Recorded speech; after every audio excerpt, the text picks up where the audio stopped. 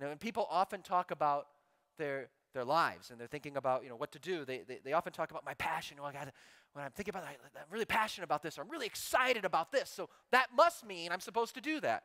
And I think we should consider that. That's certainly a factor into the discernment process, but we want to be careful that we don't put too much focus on the self and our own emotions, because there are a lot of things we're called to do in life that have nothing to do with what I'm excited about, what makes me passionate. I remember at one of the conferences, one of the regional conferences we did last year, I told the story about my little boy, Lukey. Luke is our wild man. He's 3 now. He was 2 at the time.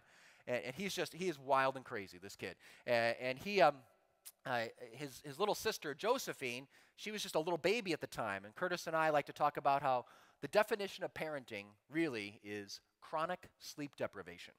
Just no sleep, and we have a brand new baby in the home. My wife and I are just not getting any sleep. We're walking around like zombies. But about 2.5 months into Josephine's life, she slept through the night. I mean, I got 6 hours of sleep in a row. It was amazing. I felt like a human being again. And I was all excited. I was going to go to bed that next night. I was all excited, thinking, I'm going to get another 6 hours. This is great. And Josephine slept through the night a second night in a row. But it was on that second night that her older brother, Luke, the 2-year-old, discovered how to get out of his crib at 2 in the morning. And he went around the house and was turning on all the lights around the house, getting out his trains and his blocks, giving himself snacks. 2 in the morning. And I found out about it because I heard all of a sudden his sisters being woken up. He was waking up going, Madeline, wake up, downstairs, play trains. And she's going, Daddy, Lukey's here. I got to go to Luke, put him in bed. You got to stay in bed. And then about 15 minutes later, he's waking up the boys. Luke, play soccer. Go outside, play soccer at 2:30 in the morning. And I got to get up and go put him back in his bed. He's doing this all night long. And I took several days that week to try to work on him, to get him disciplined. I mean, there was one day he made himself an espresso. I'm not joking. Every morning I do this little routine. I make an espresso before I go pray in the morning. He watches me, and I guess he figured it out. He's picturing him sipping this, and he's wired enough without caffeine. I mean,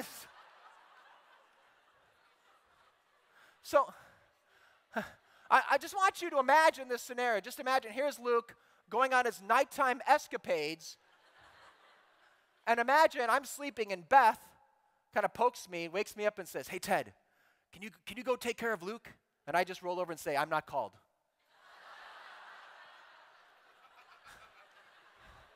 I don't think that's going to go over well.